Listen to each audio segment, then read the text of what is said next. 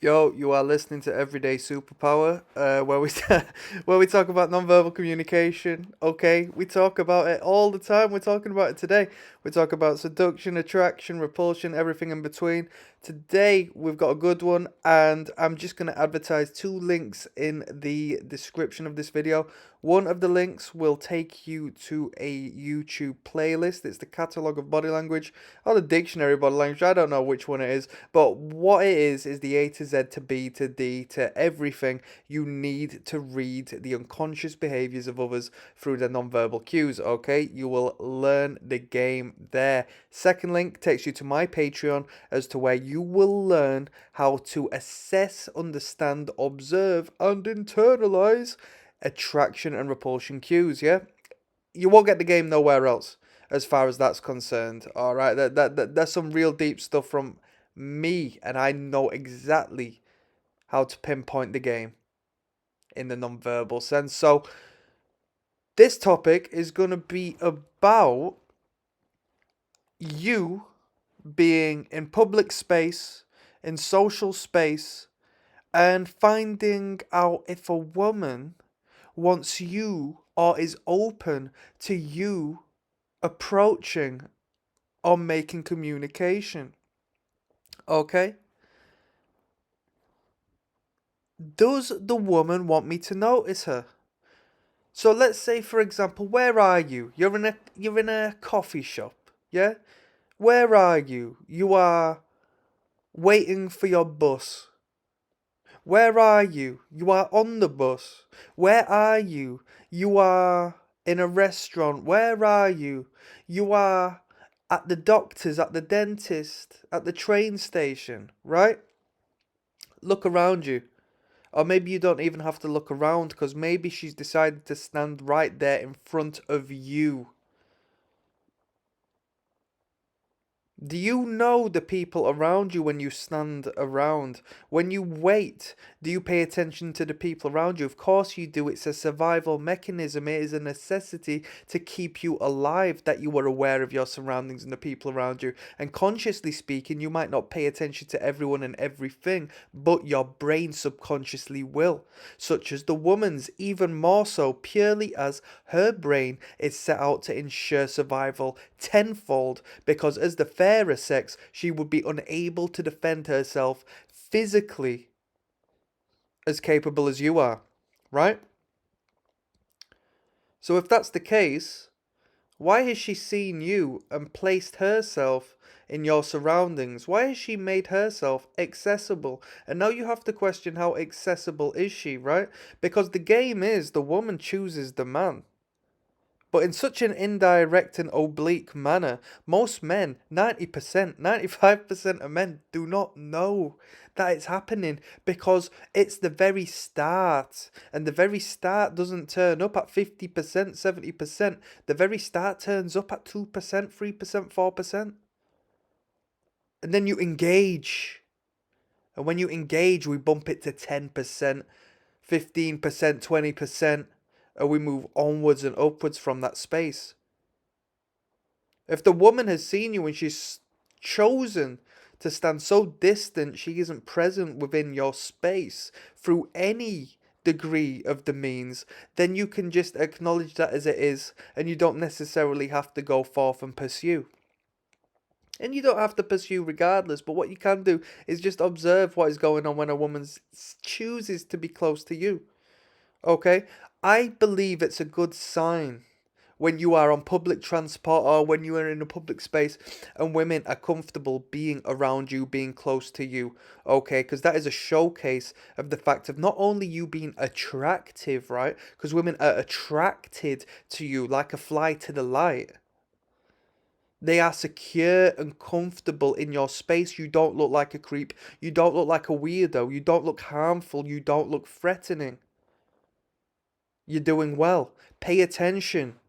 Be out there in the public space. And when you are taking a moment to wait, when you have any reason to be around people, pay attention to how close they stand to you. Pay attention as to whether they stand before you so you can visibly see them. Do they stand next to you? By any chance, do they have an excuse to just sort of physically touch you? Kinesthetic connection.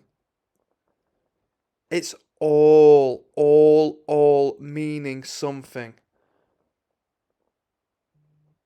We try to be naive and pretend it means nothing. Oh, that could happen to anyone. Oh, that was a mistake, or this and that. Someone left a comment saying, I did a video on sunglasses, saying sunglasses mean this, that, and the third. Why does somebody wear sunglasses indoors? It means this, that, and the third. You might observe it as being cool and rock star behavior, but literally speaking, this is what's going on, and it's quite the opposite. And someone commented saying, you're thinking too deep about this, or something along the lines of that. It's not that deep. Of course it's that deep. Every single thing we choose, our brain has decided to do. Unless somebody has literally tripped over a stick and fallen into you, everything is intentional. When I move behind the woman I am attracted to and I use my hands to allow her to be aware of my presence as I walk around her in a comforting and confident manner, I do so with intent. Duh. If it was someone I found repulsive and did not want to engage with, I wouldn't do so.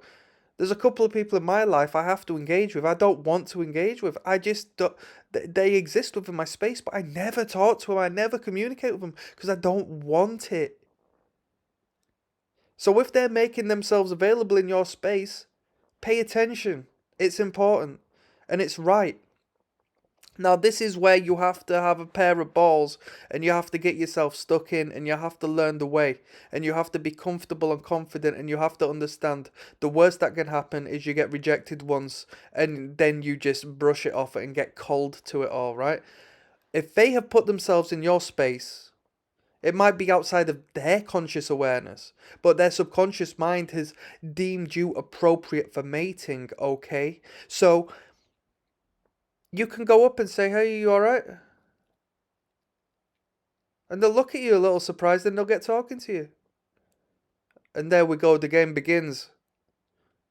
Instead of you walking 5 foot, 10 foot, 20 foot, 30 foot, 40 foot towards this random stranger who never acknowledged your existence or made the conscious choice or the unconscious choice to stay that far away from you, and you've gone and followed her into her space as opposed to her coming into your space. She has still made her decision of being distant from you, and if that wasn't a decision, she hasn't even acknowledged your existence, and now you're going to surprise her. And don't get me wrong, it's not like that. You know what I mean? You can make that work, but it's not fluid. Once she has shown interest in you, the game is halfway done. Now you just have to remain consistent within that space. She already deems you attractive, so now your mouthpiece has to match up to that. Now your confidence needs to match up to that. And when I say confidence, I don't mean just be confident, bro. I mean you competently have to be engaging with so many people that, socially speaking, you are now a chameleon of sorts, as to where you can understand please and speak fluently to whomever you deem worthy of your word. Does she make herself available? Does she make herself present? Well, we were just waiting for the bus. We were just waiting in the queue. She had to stand there. Did she have to stand so close? She didn't have to stand so close. She didn't have to leave her bags next to you, creating a bridge from A to B, did she? She didn't have to sit down beside you as you were waiting on that bench. She could have kept distant. She could have kept on her feet. She could have kept on her toes. In the fear that she might have had to run away. In the fear that she needed to distance herself from you. Pay attention to these things. It's literal. I swear to you. I might continue this one because this is some deep game. I'll see you on the flip side.